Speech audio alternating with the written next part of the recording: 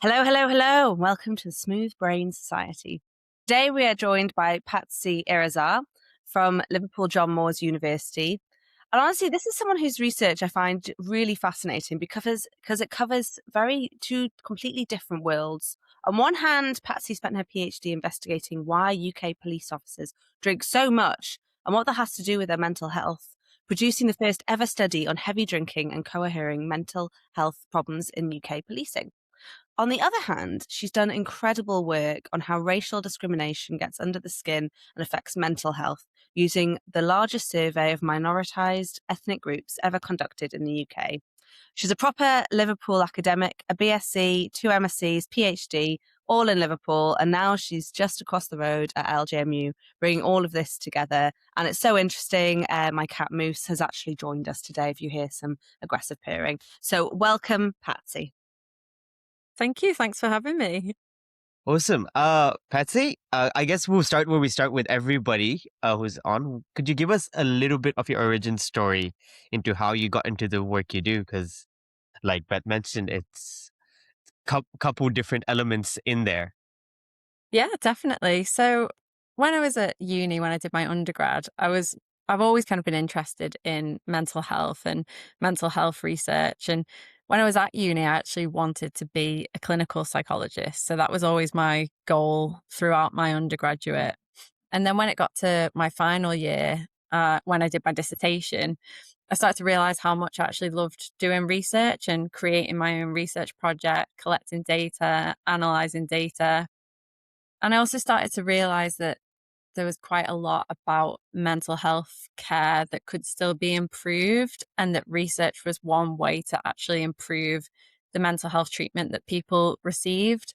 So I thought that even if I'm not a clinical psychologist, I can still make a difference to people's mental health through research.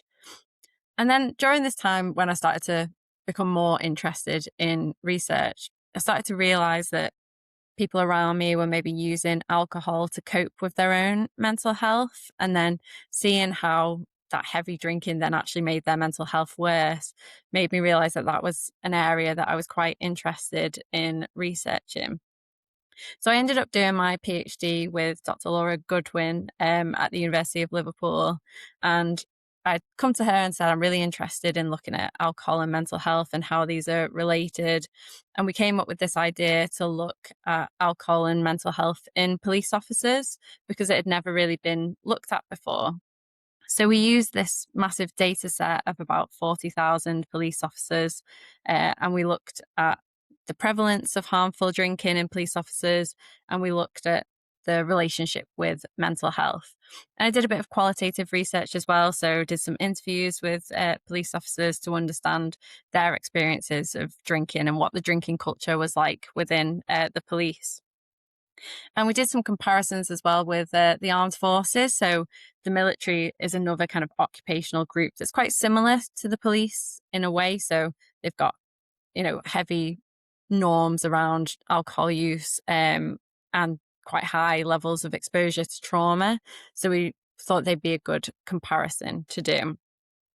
But then as I was kind of finishing my PhD, so this is where I've got these kind of two strands. As I was kind of finishing my PhD, it was around the time of the pandemic. So the pandemic started just as I was finishing my PhD.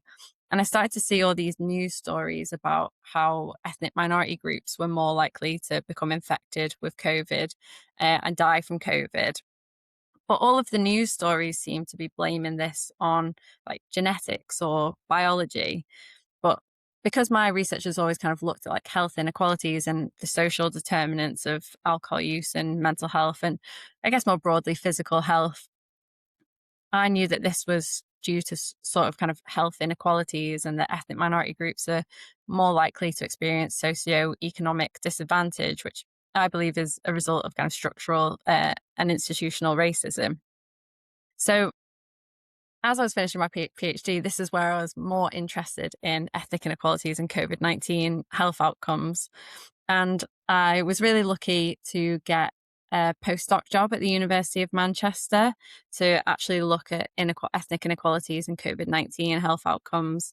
So I did that for a year, and then I managed to get a research fellowship So this was really interesting because I got to develop my own idea, and I wanted to build on some of the research that I've been doing on ethnic inequalities and COVID health outcomes to then look at how the pandemic impacted ethnic minority groups in terms of their mental health, but with a big focus on how experiences of racism can contribute to physical and mental health inequalities.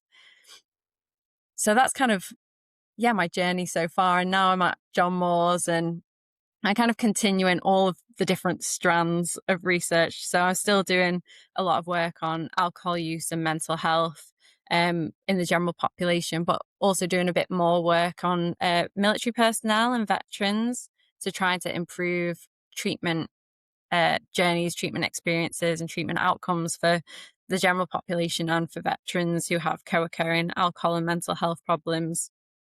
But then I'm also still doing some work on ethnic inequalities in mental health and trying to understand inequalities in access to and then longer term outcomes of mental health services. So yeah, that was a big waffle about my journey. N- Oh, that's so no, interesting. that's so fascinating. Beth, which one do you want to start with first? Because I feel we could roughly break it down into two strands, couldn't we? We could, like, sort of ethnic minorities as one end, sort of like veterans and police Yeah, and and police aside as officers. the other. I reckon maybe should we go with the police one first, so we'll Yep. marry up two together.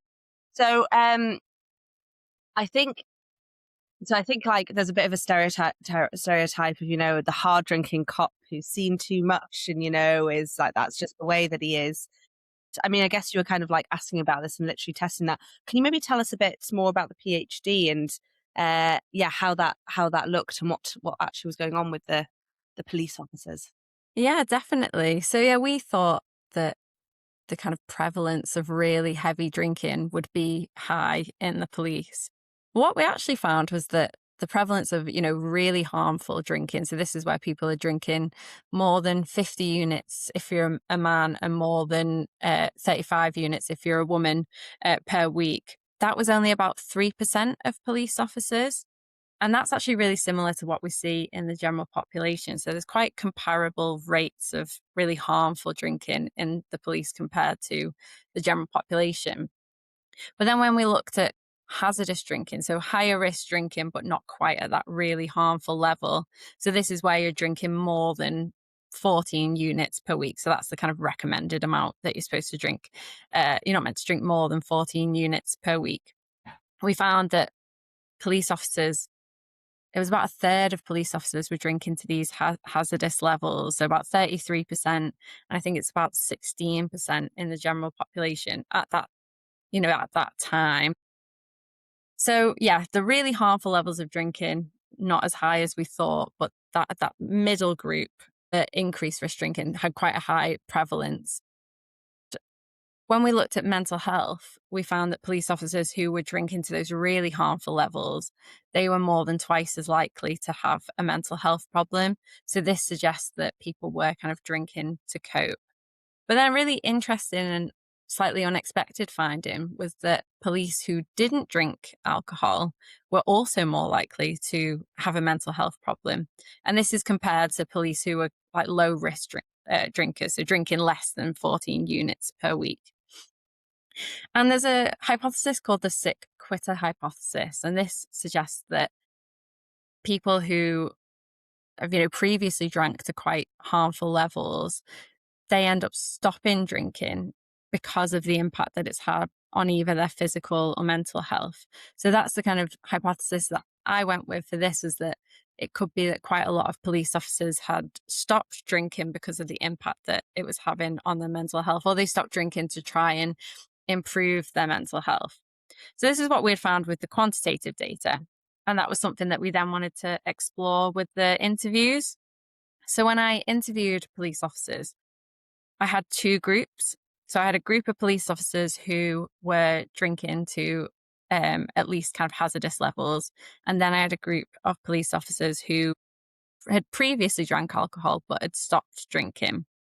And we did find that quite a lot of people said that they had stopped drinking because it was having a negative impact on their mental health, or they were quite worried about how much they were drinking. So that their level of alcohol use was becoming a bit of a problem to them, so they stopped drinking altogether. But there was also a couple of police officers that we spoke to who said that just the drinking culture has changed quite a lot. And I think back in the day, there was a big drinking culture in the police. So they used to have pubs in the kind of police stations. So people would drink after work together.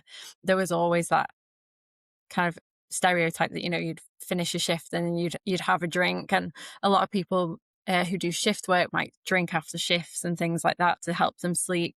But that culture has changed quite a lot. And there's a lot more of an emphasis on being healthy and on exercise. And the police that we spoke to said that there's a lot more activities, and if there's kind of activities to increase group cohesion, they were less focused around alcohol and more on things that people could enjoy without drinking. Yeah, really interesting. So what you're saying is that, do you think it was like the fact that there was mental health before the drinking, or it was the drinking that was caused? Was it the chicken or the egg situation?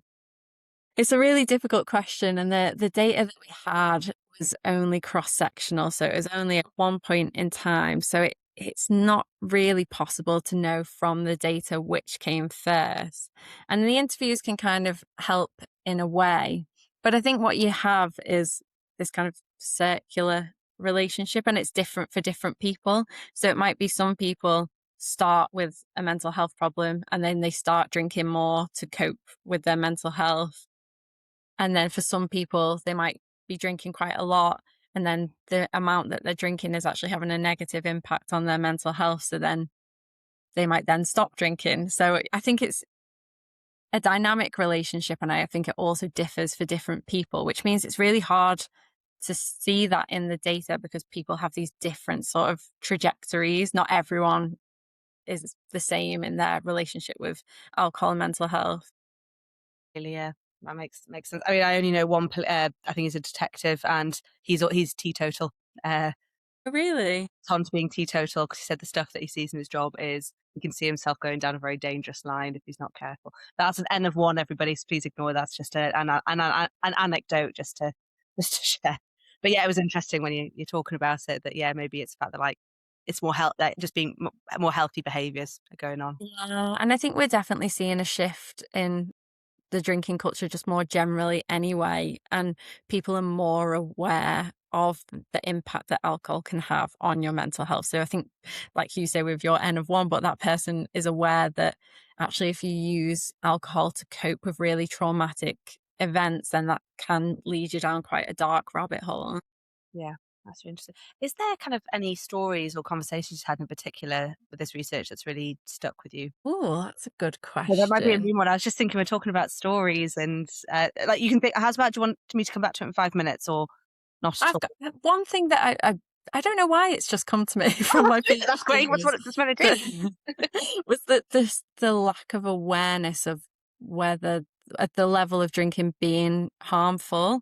And I remember in the group of police officers that were drinking to at least hazardous levels, a lot of people, for them, it was just the kind of norm to drink every day, drink a bottle of wine every night. And people didn't recognize that that could be harmful. It was just a habit. And that was one thing that we really wanted to kind of come out of the PhD, was to have a bit more of like recommendations around safe levels or, lower risk levels of alcohol use that could be shared with police officers and other kind of high risk occupations. So healthcare workers as well, even though healthcare workers are involved in healthcare workers, I do a bit of research as well on like alcohol and mental health in healthcare workers, and they don't necessarily drink to as high levels, but there's still the same people that aren't always aware that the level that they're drinking is potentially harmful. Yeah, that makes I mean, sense. it's also hard to really tell what a unit is, right?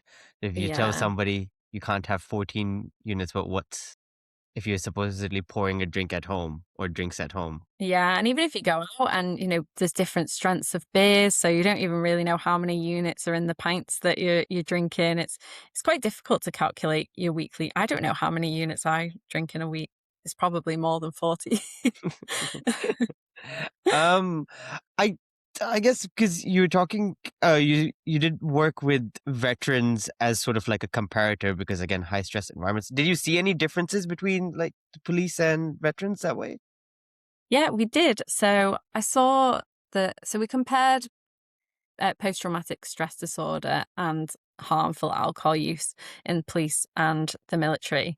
And what we found was that there were really similar levels of post-traumatic stress disorder, which might be unexpected because you'd think that military personnel are exposed to more trauma than police officers.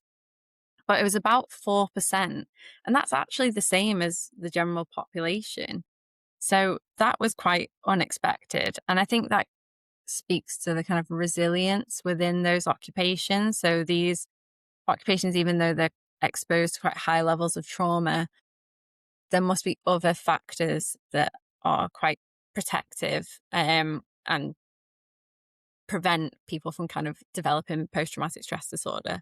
A kind of other caveat of that is that in the police sample, participants were only asked the PTSD questions if they had experienced a traumatic event in the last 6 months. So that could have missed quite a lot of people who had experienced a traumatic event, before those 6 months.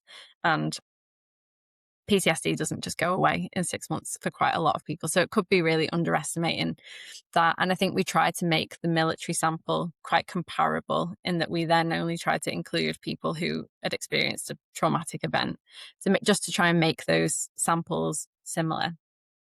But in terms of alcohol use, military personnel drank a lot more than police officers. So the prevalence of harmful drinking was a lot higher in military personnel than in police officers. So it was about 3% in police officers, but it was about 10% in military personnel. So yeah, quite a lot higher. Um, just very quickly for my clarification, maybe I missed it, is so you were looking at veterans, right? So understanding is that they're not in active service. Would the police officers active serving police officers? So Because that study was military serving personnel and veterans. So I used the King's Centre for Military Health Research, health and wellbeing cohort study. So that's a longitudinal study that follows serving and ex-serving personnel. We might have only included the serving personnel to try and be similar. That's a good question. It's been a yeah, long time since I did my PhD. yeah, because I was just wondering potentially, once somebody retires, is there less likelihood of using alcohol as a coping mechanism may be higher than if you have other mates around or are still actively serving. That was just I was thinking potentially. Yeah, Yeah. I think we probably did only include serving personnel for that reason, because you're right, once you've left service, there's also more opportunities to drink. So in the military, when you're actively on duty, you're not allowed to drink alcohol. There's only certain times where you can drink. And historically, heavy alcohol use used to be encouraged during those periods to increase unit cohesion and I guess to kind of cope with some of the difficult things that people experienced. But that has changed quite a lot in recent years. And yeah, heavy drinking isn't really encouraged anymore in the military. I think there's the high prevalence of alcohol problems is quite well recognized in military personnel and veterans. So do you see like an age difference? So some of the older, the police officers or the military were, did they drink more, or was it pretty much the same across all age groups? Yeah, so it tends to be the older age groups that drink more, which I think again is quite similar to what we see in the general population, is that older age groups are drinking more than the younger age groups. Yes. And yeah, I think it's this change in drinking culture and people being more aware of the harms of drinking and wanting to actually look after ourselves. I don't think maybe many years ago, we might not have been as aware of how harmful alcohol is, but people are much more aware now. So within this, what do you think we can, so of course, because so we've understood that the basically police have a very kind of similar level of like heavy drinking, but their mental health is sometimes worse if they're not drinking compared to the general population. But the army seem to have worse drinking problems, but PTSD is around the same. what is that correct? Is that information all correct that I've said there? Just as like a Yeah, that sounds correct. fine. Just like making sure I'm correct on the right page there. So Wait. I think one thing which need to clarify, or I need to check, is, did you say that if police officers don't drink, they're still likely to have higher mental health than the ones who are drinking to a low level but not to a hazardous level? Yeah, so Yeah, the police officers hazardous level. who were not drinking and those who were drinking to hazardous and harmful levels, they were all more likely to have poor mental health compared to people who are drinking to low risk levels. yeah, perfect. Yeah. Okay. So, within the police and the army, there seems to be maybe, well, in the army, maybe slightly more drinking. In the police force, maybe mental health's a little bit worse. Is there anything that the police or army could be doing or should be doing differently? Yeah, and as part of my PhD, I worked with a charity called Oscar Kilo, which is a police wellbeing charity. And they have quite a lot of guidance and support on mental health and well-being, but they didn't really include anything relating to alcohol use. So through working with them during my PhD, they've now actually added a section to their police wellbeing toolkit, which mentions alcohol use and gives some sort of guidance on, low risk levels of drinking and the kind of possible dangers of using alcohol to cope with mental health. So they've got that guidance in there.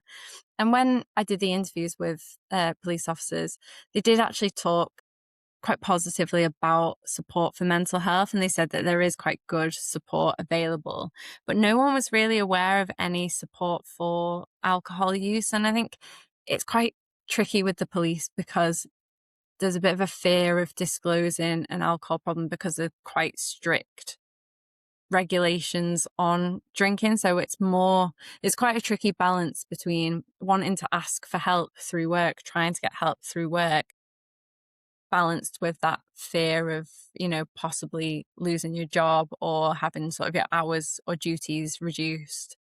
But then in the armed forces, they've been doing a lot of stuff to try and combat alcohol and mental health for a really long time. So especially in kind of active duty military personnel. But then in veterans, so there's quite a lot of veteran specific mental health and drug and alcohol treatment services, which is quite good and unique as well, as they are a really unique group. That the experiences of veterans are so different to civilian populations. So some of the work that I've been doing since my PhD is to try and understand treatment pathways for veterans who have got co-occurring alcohol and mental health problems. So I've actually just finished an 18-month project that was funded by Forces in Mind Trust, that was looking at the kind of effectiveness of different treatment pathways. We did interviews with veterans to understand their experiences. We did some work with people who provide services as well. And then we ended up developing recommendations to try and improve care for veterans who have got co-occurring alcohol and mental health problems. So within the NHS, they've got this thing called Op Courage, which is a veteran-specific mental health service. So it's good that they've got a space to go, but a lot of the veterans who we interviewed weren't aware that it even exists. So I think there's a bit of a mismatch between what's available and people not actually knowing what is available to them or being aware of these services. And you still get this big challenge with co-occurring alcohol and mental health problems where a lot of mental health services won't see people who have got a drinking problem until they've stopped drinking. But that's one of the benefits of Op Courage, is that they actually do allow veterans to get mental health support whilst they still are drinking if they've got drinking problems. And they try and do they're kind of working with some of the drug and alcohol services to try and develop more integrated care pathways. So in a way, it seems like actually veteran services might be doing a bit more than civilian services in terms of co-occurring alcohol and mental health problems. That sounds like it, doesn't it? I think one of the topics that's come up the most on here, and I mean, a good few times, is the fact if you have any kind of level of addiction and you have mental health problems, a lot of the time mental health problems start and then they self-medicate the mental health services refuse to see those people until they've stopped drinking. But it's like a circle that just doesn't stop, and so that's actually, maybe we need to take a page out of the book of the the Yeah, race. yeah, we need to learn from the veteran services. Yes, absolutely. I mean, considering because this topic comes up a lot, and it is one of the largest barriers for like civilian care. What are the other sort of barriers you've seen working with veterans in terms of integrating care? Yeah, Possibly. well, we've seen some veteran specific barriers, or, barriers that veterans are maybe more likely to experience than civilians. And one of them relates to those really high levels of alcohol use in like military personnel and veterans, is because heavy drinking is so normalized, veterans often don't realize that they have a drinking problem. So this means they're less likely to try and get support, or they'll delay getting support until their drinking problem has worsened so much that they realize it's a problem. But that's normally when it's much more difficult to treat. So that was one of the barriers that we saw. Again, we see that the whole eligibility, not being eligible to mental health services, it is such a huge barrier. But another barrier that we saw was that because there are these veteran specific services, not all veterans are aware of those services. So they'll go to civilian services, but these civilian services often just aren't suitable for veterans. And there was a whole thing about civilian services not being aware of military culture. And there's almost like a different language to speak with military personnel and veterans. And I think veterans find it difficult to trust service providers who don't speak that language and don't understand the experiences that they've been through. And that came up as quite a big barrier. And it was both veterans and the people that provide services that said that that's a huge barrier, is that a lot of services just aren't suitable for veterans. So I guess they're going through things that every day, like that. Yeah, as you said, civilians just aren't don't go through whatever area they're in. Yeah, I think the big thing was trust. Like, I think veterans are more likely to trust service providers who have that understanding and kind of can speak the language a little bit. And there's quite a few courses. I think GPs can do a course, like a military accredited course, and then those GP services become veteran accredited GP services, and then I think veterans then have more trust with those service providers who have a bit more of an understanding of their experiences. This might be blurring into the minorities work, but I feel this is some of the similar things you might get with minorities and them accessing mental health, either they're not understanding the culture or the language and what and like certain services which are provided, and therefore not trusting them. And Yeah, that's an excellent transition into the other strand of my research. I think one of the biggest reasons for ethnic inequalities in both physical and mental health is just these barriers within healthcare. So, like, whether that's language barriers or service providers just not having an understanding of culture, but also, just discrimination within healthcare or having previous bad experiences in healthcare settings, then means, again, it's about trust. If people lose trust in healthcare services, they're not going to get help for the small things, which then become big things. And then that leads on to these health inequalities. so should we then talk about your work there, because we've slowly transitioned into it. Yeah, that's Which is, oh, I want to know about your COVID-19 project, because you were talking about health inequalities and COVID-19. So could you give us a little bit more information on it, and then we can go from there? Yeah, definitely. So I did my fellowship at the University of Manchester with a really excellent team within the Centre on the Dynamics of Ethnicity. And my first postdoc role, that was looking at kind of physical health outcomes, so COVID-19 infection and mortality. And that involved the biggest systematic review that I've ever done in my life, and did almost put me off doing systematic reviews forever because it was so big. But we did a kind of global review of ethnic inequalities in COVID-19 health outcomes. So we tried to get studies from all over the world that had measured ethnic inequalities in COVID-19 health outcomes. And what we found was that consistently across all countries, the minoritized ethnic groups were always more at risk of COVID infection, hospital admission, and mortality compared to whatever the majority ethnic group was in that country. It's quite difficult to do a kind of global systematic review and meta-analysis because ethnic groups and the terminology that people use across countries varies really significantly. So one way that we tried to group this all together was to group everyone as being minoritized versus the majority. And it wasn't just the numerical majority, it was the majority in terms of kind of power as well. So it, yeah, it wasn't always, the largest ethnic group was the majority ethnic group.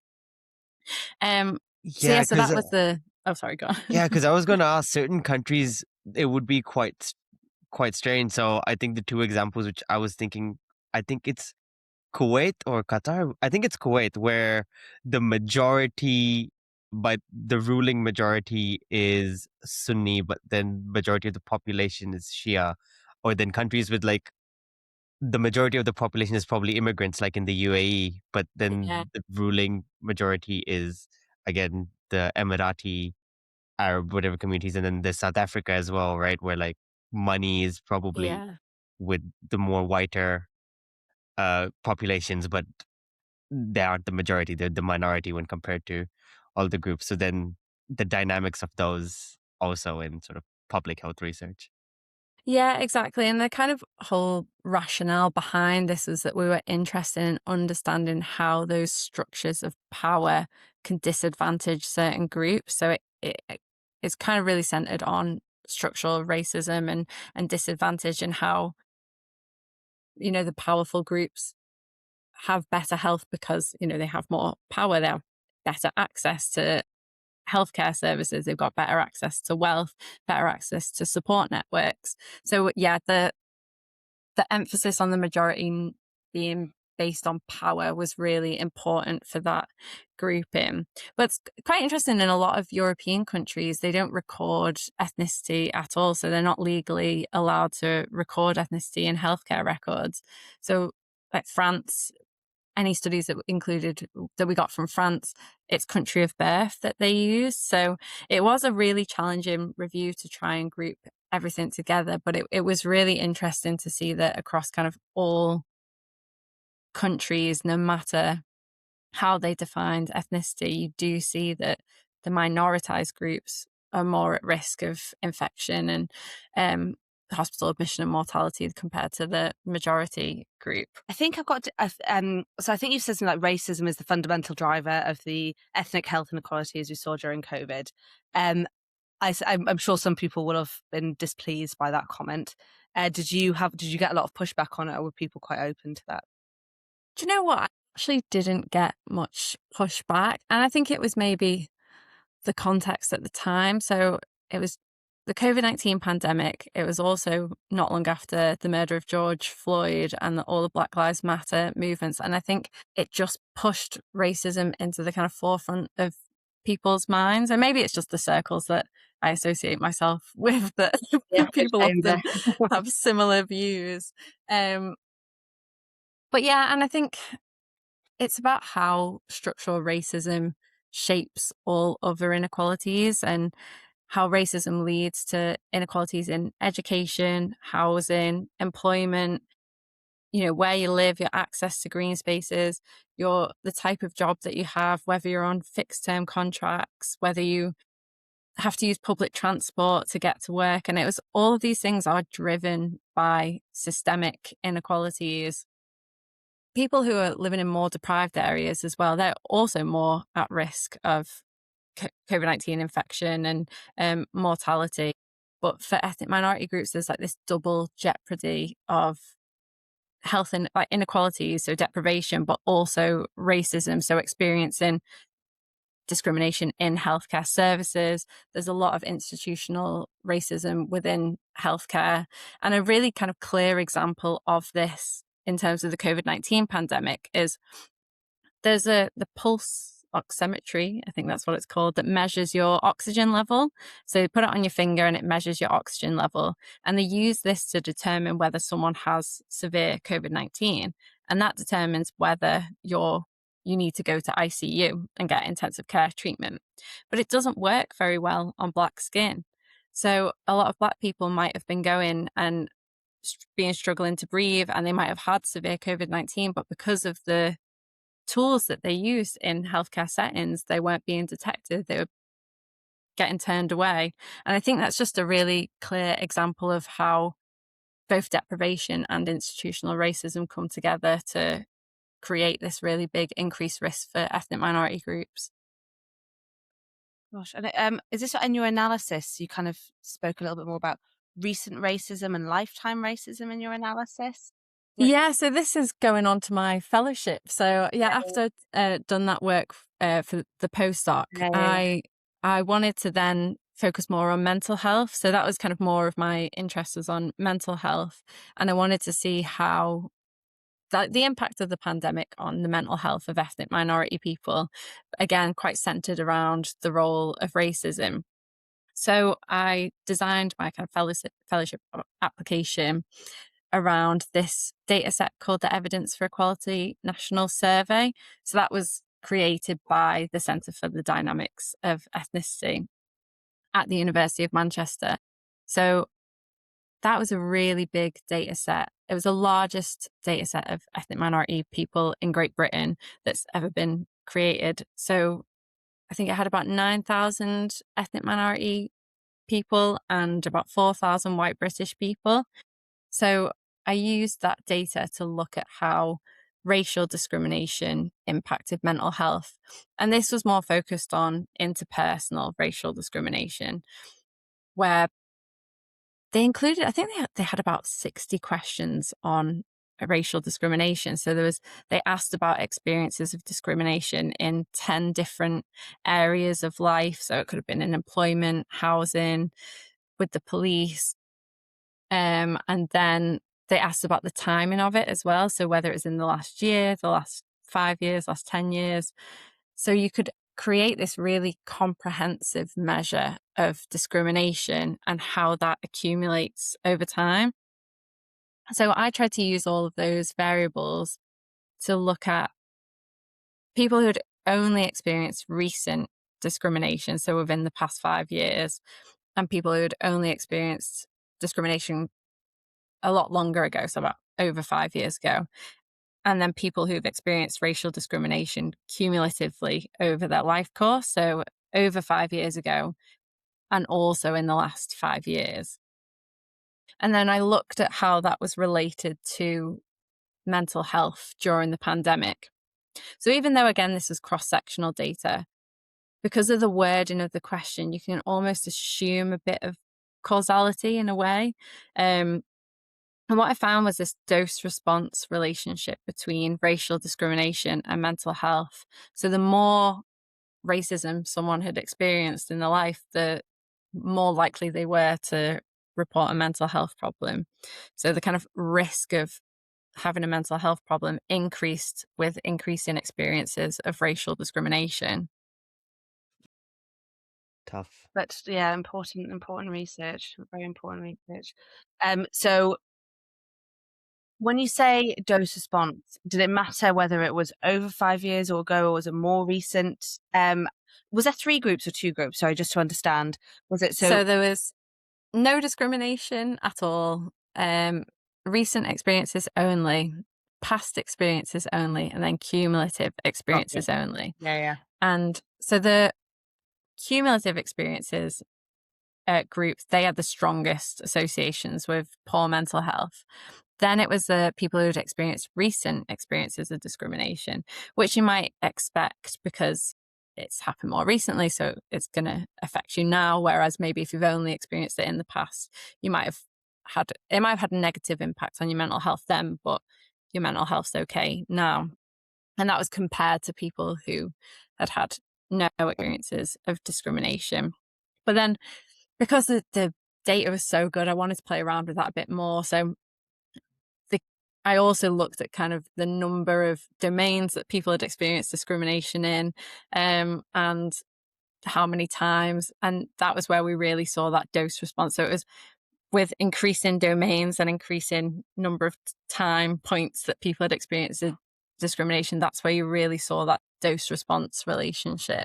Yeah. So like a How high was the prevalence of like how like if there's you said 9,000 individuals from different minority groups being part in the survey, like how what percentage were experiencing or had experienced some form of racism? That's a very good question, and I'm going to very quickly search my paper to try and find it. I can imagine, yeah, we're asking you for a lot of facts. I know all these numbers. I'm surprised I remember all the numbers from my PhD, to be Very, honest. very good.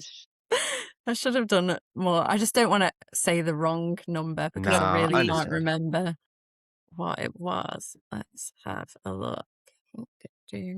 Okay, so 16% reported past experiences of racial discrimination, but no recent experiences. 25% reported recent experiences of racial discrimination without past experiences. And 30% reported this cumulative, so both past and recent experiences. So that means there's only 30% reported no experience of racial discrimination at all. And this is only looking at people who belong to ethnic minority groups. And we included white minoritized groups in that as well. So white Irish and Gypsy traveller and Roma communities as well. Mhm. Very quickly, was there differences between different ethnicities? So I didn't look at that. And that was something that I really wanted to look at. But the model was so complicated that it probably would have been possible. It would have been a lot of interactions, or I would have had to stratify the data set by the ethnic groups. And I didn't really want to aggregate ethnic groups as well. So that's something that's always been important in the research. And one of the strengths of the Evidence for Equality National Survey is that because they've got such a big sample size, you can look at really detailed disaggregated ethnic groups. So I didn't want to group Black African, Black Caribbean just as Black. I wanted to, if I was going to look at how these associations differed across ethnic groups, I would have wanted to look at it across, the really detailed disaggregated ethnic groups. So I didn't look at that. And I think maybe the rationale for that is that it's the experience that's important. It's racial discrimination is such a big issue for a lot of people from ethnic minority groups, and it's about that experience rather than maybe looking at differences between ethnic groups. It's looking at the real negative impact that discrimination has on mental health. Yeah, I guess I guess a similar follow up to like Bets was it region specific, like in the sense were does this data also like kind of account for like certain regions or sort of indices of deprivation, like are minority communities in more deprived areas more likely to experience racism than say in like a less deprived area? Oh, that's a really interesting question.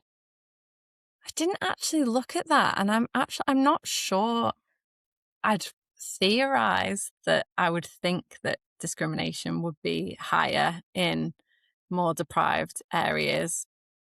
I mean, it wasn't just a deprived thing, but I was just assuming lack of resources more likely to like Yeah, scapegoat someone yeah, or something. That exactly. was Yeah. how I was thinking about it. But Yeah, yeah. no, that would be my thought process as well, that maybe areas where there is more scapegoating and potentially more reform voters, that's where you see more racial discrimination. That's also another interesting point. The survey was done during the COVID-19 pandemic, and it's possible that experiences of racism have got worse in the past couple of years since then. So actually, during the time when I started this fellowship, I thought things were getting better because it seemed like the government had quite a big interest on trying to tackle ethnic inequalities. I think especially with, COVID, and I think the COVID really exposed existing ethnic inequalities in health. And I thought that some good might actually come of that. And it seemed like the government were for a bit maybe quite interested in trying to tackle ethnic inequalities in health, but now it seems like racism is quite high on the agenda. Mm. Sorry for getting political on your podcast. Uh, We've had some strong statements. We're here to have them. Um, after you see. I was just going to move on to the next step, as in, are you still doing work with this data now? Do they plan on doing another survey like this? Because I mean, COVID during the survey during the pandemic means it was 5 years ago. So would they be doing one Yeah. now or soon? So I think the sad thing is that they haven't been able to get funding, I don't think, to do a follow-up survey. So again, this does kind of link back to my previous point about the government and their priorities. During the pandemic, it seemed like there was quite a lot of funding to research ethnic inequalities in health, but now it seems like it's getting more and more difficult to get funding for that type of research. So I don't think they are planning on doing another study. I'm still doing a bit of work with the data with some people that I used to work with at Manchester and doing some kind of side projects, looking at ethnic inequalities in loneliness in the pandemic and how racism contributes to loneliness. We're trying to explore those pathways of how racism contributes to loneliness and poor mental health. So by creating, job insecurity or financial insecurity or not having access to kind of community spaces or, living in areas without own ethnic group density and all of those factors. So trying to actually quantify how racism impacts health. That would be very cool. Yeah, it would be. Yeah, it's the funding is such a problem at the moment. I've discussed this several times this week. But I mean, maybe there wasn't a chance to get round to this, but what do you? I mean, kind of two questions in one here. Um, how can mental health practitioners be trained to better recognise this kind of racial stress and trauma? And what would good mental health care look like for someone who is in distress and it's rooted in experiences of racism? Yeah, so I tried to develop some recommendations through this fellowship research of just how we can improve practice. And I think even just being aware of how racism can impact mental health. So as a practitioner, when you work with ethnic minority clients, to just open that conversation and be aware. And actually, it's quite interesting. I got invited to speak on a panel that was organised by a group of therapists with other therapists, and it was about like working with Black people and centering Black voices in therapy. And I got an interesting question from like a white person in the audience who was like, "I'm nervous to speak about racism because I don't really understand it." And I think, yeah, it's just about being able to have those conversations, even if they might feel a bit uncomfortable to you, and just creating that space where people feel able to talk about it. And also, a lot of the times people don't recognize that the experiences that they've had are racism as well. So sometimes, people can be telling a story to a mental health practitioner and maybe just helping that person to realize actually that was racism that you experienced. And I think it is just about, obviously, there's a whole thing about prevention. If we could prevent racism, that would be great because it clearly has, a huge impact on mental health. So, yeah, trying to prevent it, practitioners being more open about talking about racism and how that impacts mental health and the role of racial trauma.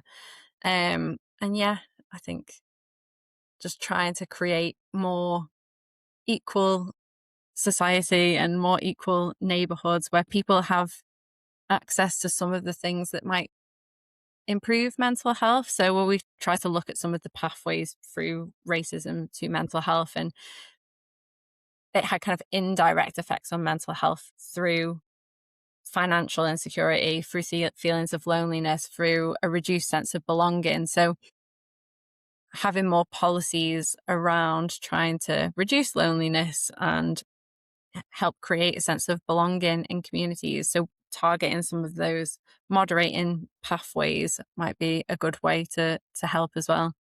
Yeah, like I'm sure education is probably one of the first things I see at some of the parades that happen. There's been loads in like Liverpool recently where the kids as young as 5 or the ones that have been in London, like the behaviours, like they're not that's not them thinking, that's them doing it probably because their parents are doing it, and Ye- it's just yeah. It's a scary time that we're living in. It is. It is. I mean, there's an economic argument as well, right? Like if X amount of your population is more likely to have mental health or like physiological health issues because of X, Y, and Z reasons, then economically you're going to be worse off as a nation. As a Yeah, I know. government basis, probably in your interest to help and make sure there's more equality in access in services and access to services and treatment care and so on. Yeah, and do you know what? I haven't even really talked much about what the research that I'm kind of currently Yeah, let's doing. do it now. So, but Let's transition into it. I know, and I feel like that was a really good segue because I think I've been trying to think about how I can tie in all of the things that I'm interested in, and I'm interested in, alcohol and substance use problems. I'm interested in mental health problems. I'm interested in trauma and traumatic experiences and all the like deprivation. So one thing that I'm trying to go more into now is looking at multiple disadvantages. So how all of these experiences actually do tend to co-occur. So people who have substance use problems and mental health problems also more likely to have experiences with homelessness or involvement with the criminal justice system. So that's the kind of area that I'm trying to move a bit more into. So I've started doing some work looking into the family drug and alcohol courts, which is a thing that's been set up. It was set up a while ago and it's been implemented in quite a few regions, but not enough regions because I think it's amazing. So the family drug and alcohol courts is an alternative to court proceedings where families have got involved with social services where substance use is the kind of main problem for parents. Usually you just go through kind of care proceedings, and at the end of the proceedings, a judge would decide whether your children stay with you or whether they get taken into care. But with the family drug and alcohol courts, a multidisciplinary team works with the families to try and help them to address their alcohol and substance use, their mental health, getting them into secure housing, helping them with kind of experiences of domestic violence or any kind of offending, like criminal justice involvement. So they work through these problems with the families over a period of time. And there's some kind of preliminary evidence to suggest that this is really beneficial for families and that children are more likely to stay with their families when they go through the family drug and alcohol courts. They're more likely to stop using substances and there's not much into kind of mental health. So that's kind of what I want to look into, is how the family drug and alcohol courts can work to support people who've got multiple disadvantages. No, that sounds really, really cool. So, but how far along are you with that? Because you say you want to look into it. So, Yeah, so I had submitted a grant to do like a big natural experiment evaluation, but I think I maybe jumped a few steps too far ahead in my career stage, and so it's going to be a feasibility study for a big natural experiment evaluation into how well the family drug and alcohol courts work for people experiencing multiple disadvantages. But I didn't get that, so I'm breaking it down into smaller parts. So I've got a bit of internal funding at the minute. So I'm doing some interviews with people who've been involved in setting up the family drug and alcohol courts in Liverpool. So that only opened in April last year. So we're doing some interviews with people who've been setting it up to understand how it works, how it might work specifically for families experiencing multiple disadvantages. What are some of the challenges and for getting kind of good outcomes, or for even just the sustainability of the family drug and alcohol courts? What would help it to stay in Liverpool and achieve good outcomes, and what might be some of those challenges? And then we're also going to be doing some interviews over the summer with parents who've engaged with the family drug and alcohol courts. And we want to understand what's the most important aspects for them. So a lot of the studies that do exist have only really focused on whether people have remained with their children at the end of the family drug and alcohol courts, and whether they've stopped using substances. But when we've been doing some PPIE work, what we find is that actually they're not always the most important outcomes for families. So I've also applied for some more funding to do some creative workshops with parents who've been through the family drug and alcohol courts to understand what outcomes would be important to them, what do they see as the most important benefits of the family drug and alcohol courts? And we're going to use that to then plan a big natural experiment evaluation. Nice. So basically, you've just seen the wider picture. You can see it, which I think is like sometimes the hardest thing that people can get. Yeah, you've basically got to the end already. It's just getting there. That's really exciting, and yeah, very much so needed. Sorry, Moose is being a nightmare.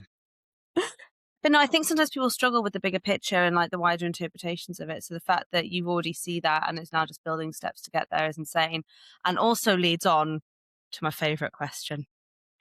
Right to this, Patsy. It is Wednesday, 24th of June. You get an email through. You have been told you have been given £2 billion. And the ethics committee are away on holiday for 2 weeks. Like, you know what, Patsy? We're like your blue sky thinking. We like, the bigger picture. Do what you want to do. What would it be? Okay, right. So, so I think then trying to link most of my research journey together to where I am now, and with this focus on multiple disadvantages, I think what I'd want to do is I'd want to set up this intervention where people who are experiencing multiple disadvantages get all of the support that they need in one place. So they just turn up at one place and they get housing support, they get drug and alcohol support, they get support for domestic violence and to help prevent future offending behavior. And they get all of that in one area, one location. And then we follow them up over time and we see how well it works. We see whether people can maintain those improvements. We look at the longer term impacts on hospital admissions and mortality. Then we can do some maybe health economics analysis and we can look at the cost effectiveness of this intervention. So actually, in my ideal brain, what we'd see is if we gave everyone the support that they needed in one place, then they'd have improved outcomes for a long time. They'd be less likely to use hospital services. They'd be less likely to die prematurely. They maybe be more likely to get back into employment, and we'd have huge cost savings. And that's why it's worth investing in these services and having holistic and integrated multidisciplinary support for people with multiple disadvantages. Nice. Would you have a Awesome. control group who grew up alongside them without getting all that support? No, I wouldn't. I think everyone should get the support. You gave 3 billion now. We're just doing before and after. This is what it's like before and this is after. But no, everyone in the whole of the country is getting the support. Well, yeah, I think I agree. I guess kind of like on a kind of broader reflection topic, some of the things you've talked about are quite, it's heavy, it's mental health, it's inequality, it's drinking, and some like PTSD and different cohorts. How do you find that? How do you, keep yourself motivated? That's a really good question. And yeah, there's definitely been times where I've come away from an interview or a PPIE meeting and thought, I do feel really heavy, some of the interviews with police officers and speaking to veterans about their experiences during the pandemic, when we spoke to people from ethnic minority groups about their experiences of discrimination in healthcare. And it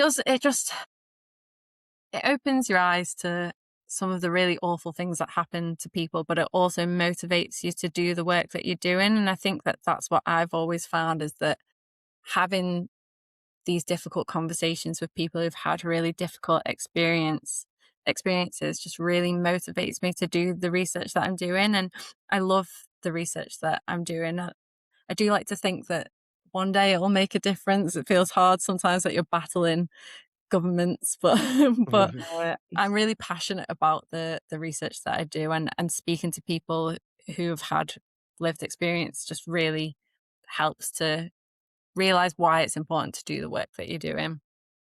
I I guess a follow up, and because Beth asked the like the heavier question, the more lighter part is what's been your favorite part in the research process? Because you do so much from systematic reviews to looking at data to interviews to writing and asking for grants. And Do you know, it's what's so your hard favorite part? to say one specific favorite thing. So I'm going to say more generally what I just love about research is having the freedom and creativity to do what you want to do.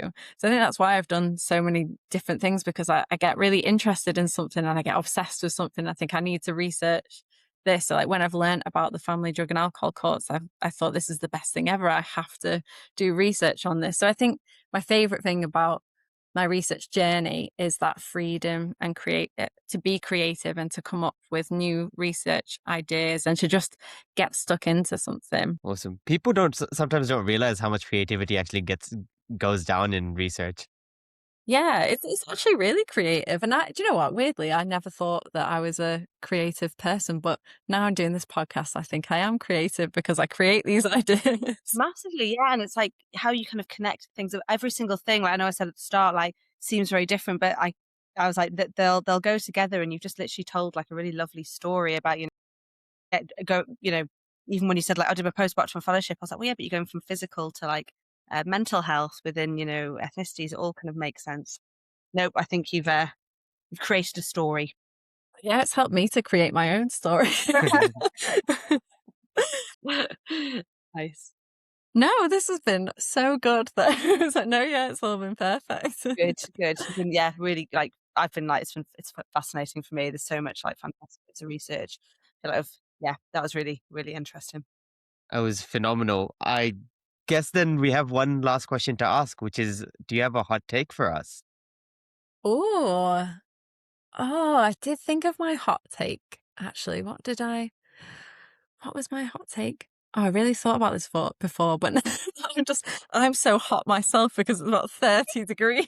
I'm sweating so much. I feel No, you. I think my hot take is that health inequalities are preventable. That's my hot take, is that health inequalities aren't just about kind of health outcomes. It's all of the inequalities that people experience in their lives throughout their entire lives. Like I say, throughout education, even just where you're born, where you live, where you go to school, where you work, all of those things, inequalities and all of those things lead to inequalities in health. And there are things that we can do to reduce inequalities in all of those things that will reduce health inequality. So that is my hot take, is that health inequalities are preventable. That's brilliant. That's very well put. Yeah, love that. That was really good. Yeah, Big fan of that. perfect. Yeah. Awesome. Is there anything I don't have to add this in, but uh, kind of what kind of if your research could do one thing or have like a legacy, what would it be? Even just like one sentence. Honestly, if I could just do something that helped some people, I'd be really pleased with that. I think all I want is just for, I guess now because I'm really interested in family drug and alcohol courts, if I could contribute in any way to making the family drug and alcohol courts a widespread thing that is just the norm in every local authority, that would be a nice legacy to to leave. Yeah, I mean, you were speaking about it. It sounds fantastic, and yeah, like a really kind of like relatively simple way to a lot of things that you want to tackle all in one space. Yeah. Yeah. No. On Awesome. So on that note, thank you so much, Patsy, for coming on. Thank you very much for having me. I am going to get an ice cream. That Oh. sounds good. I think I would do exactly the same after this. But no, it was great to speak to you both. Thank you so much. Thank you so much for joining us. And thank you, everybody, for listening. And till next time, take care. Next time. Bye.